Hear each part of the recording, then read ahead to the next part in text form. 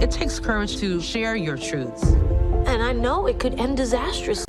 Wow, what timing for Jennifer Lopez to release a documentary spotlighting a past relationship where she faced mistreatment. Right when Diddy is facing exposure for his alleged mistreatment of his former partners. Clever move, Jenny. But you know what's even worse than being an abusive partner? Using your own son to cover up your crimes and fulfill your disturbing desires. Seriously, why did Diddy involve Justin and Christian Combs in his shady dealings? We'll delve into that soon.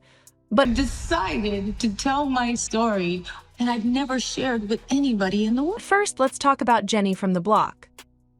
In her Amazon Prime Video documentary, The Greatest Love Story Never Told, which chronicles the creation of her original music film, This Is Me Now, A Love Story, J.Lo candidly discusses past experiences she had to overcome, particularly one that ended on a sour note.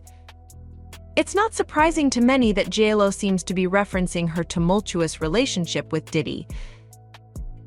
I mean, we've all heard the stories about J.Lo and Diddy, right? Reports of Diddy's aggression, infidelity, and even leaving J.Lo alone to seek out other women, like Kim Porter, have circulated for years.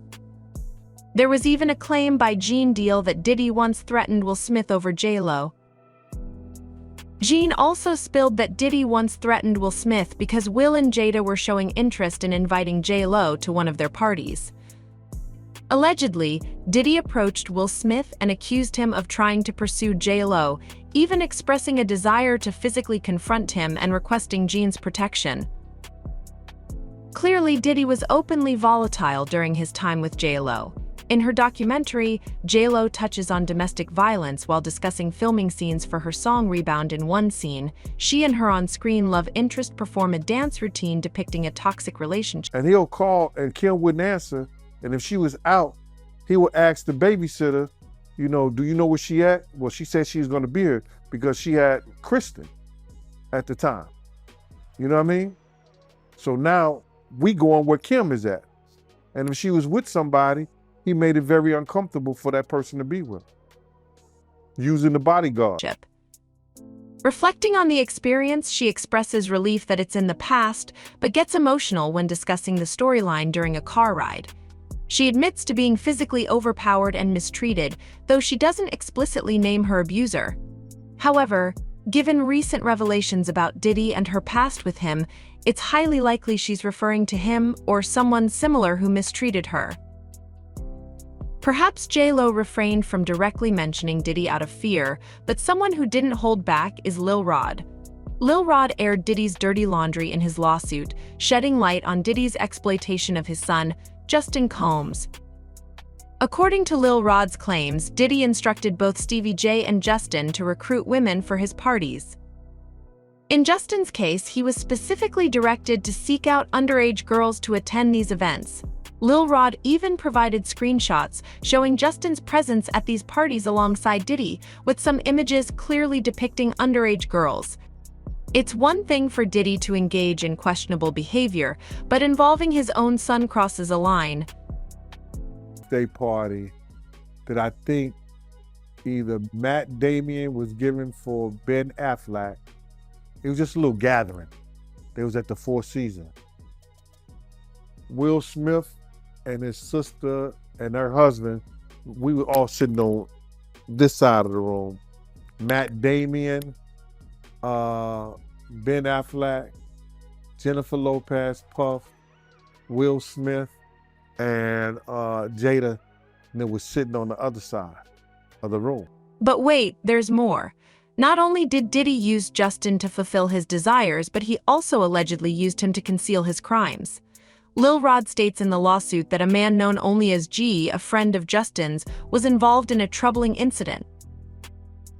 During this alleged incident at Chalice Recording Studio in Los Angeles, Lil Rod claims to have heard gunshots while being in close proximity to the restroom. Upon Diddy and Justin's exit from the restroom, Lil Rod observed G in distress and offered assistance. According to Lil Rod's account, Diddy coerced him into lying to the authorities, claiming the incident was a result of a drive-by shooting. However, the LAPD investigation reportedly revealed a different story, indicating that G had been injured outside the studio during a robbery and sought refuge inside. Stood up. When he stood up, he walked and did his arm some kind of way, like, and then he went like this, you know, like, and I went over towards him. I know to go over there towards him. So I go over towards him, and he said to me, he said, yo, I think Will and Jada is trying to scoop up Jennifer. I want you to stay close, because I'm going to snuff them. It's evident that people were paid to fabricate stories for Diddy's benefit. When confronted about his involvement with his father, Justin's representatives vehemently denied the allegations. They labeled the accusations as false and portrayed Lil Rod as a desperate individual seeking financial gain. The irony is rich, especially considering Diddy's past entanglements, including the incident involving J.Lo.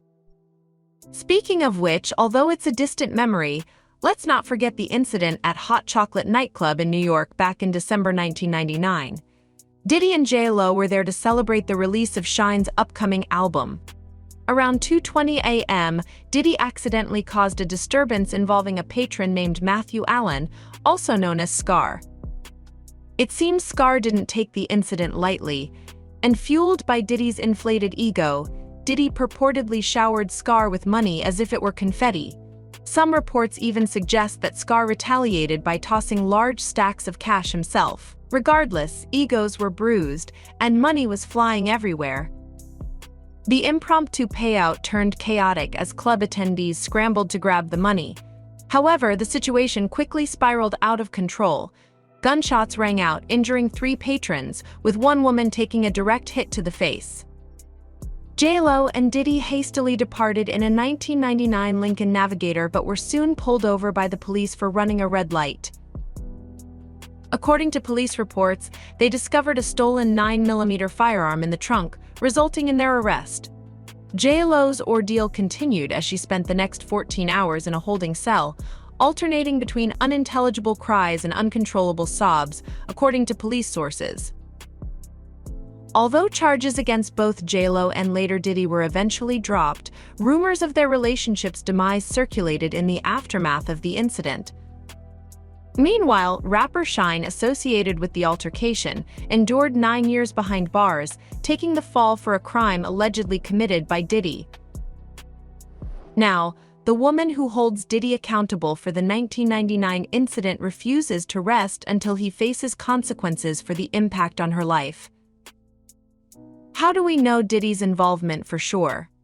Lil Rod referenced the 1999 incident in his lawsuit, alleging that Diddy boasted about escaping repercussions for firing his firearm at individuals.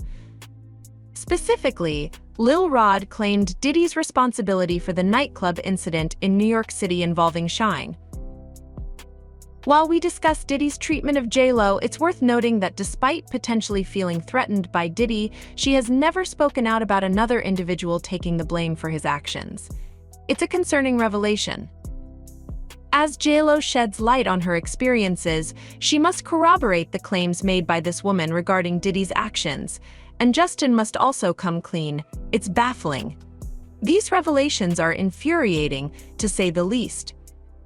Share your thoughts on J.Lo discussing her ordeal, Diddy's alleged cover-up of a crime, and Justin's entanglement in the comments section below.